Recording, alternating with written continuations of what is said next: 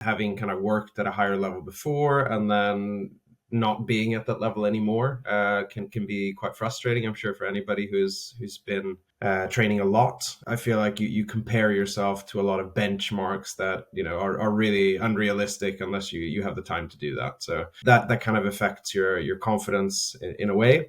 And then I also think there's an extension of that, which is more in your everyday life, and it's kind of hard to put a measure on, but having the routine of being really good at something and doing it frequently and having an identity connected to it really kind of helps you in other aspects of your life as well. So being able to kind of identify with being, I don't know, a rower or a runner or whatever else, not having the consistency and doing something for an extended period of time can really kind of erase that identity. I didn't have a coach. It was a lot of social sports, which is really fun and a great way to kind of keep in touch with friends. That doesn't involve going to the pub, which is always a good and somewhat difficult thing to do in London, I would say, or probably many countries are similar. And sometimes you just don't prioritize it. So you're going out for your Thursday drinks with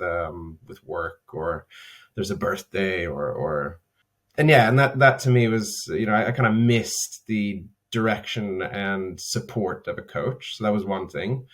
Having somebody there who can basically point you in the right direction and keep you accountable is really works for me. And knowing that I kind of need that carrot, whether that's the putting down some money and booking something, and then having a date to work towards, or having somebody kind of telling you what to do or cracking the whip behind you a little bit, is something that makes me perform better.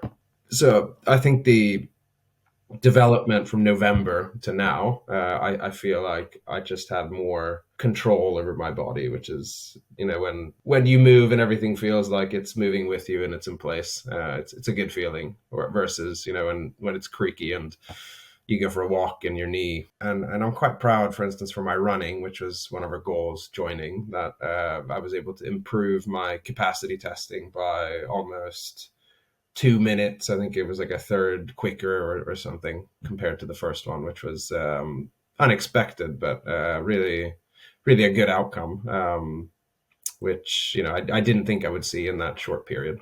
I feel like just having that consistency has had a really positive impact, in that I, don't focus so much on the day to day and over planning and what can go wrong. It's more, I have a very balanced set of activities in my life, and I know, on Tuesday mornings I go and do this, and Monday evenings I do this, and then Wednesday's my rest day, or whatever it may be. And that planning really helped me at my work as well. Just knowing that I have to make time for this stuff, and I was also able to do it. So that to me shows that it's not as hard as. Or it is hard, but it's not impossible, right, to do. There's been some positive physical changes as well, I think. Not that was a goal, but had some comments recently at the pool, for instance, which was nice, from the old rowing buddies, saying I look trim, and the Dorito back is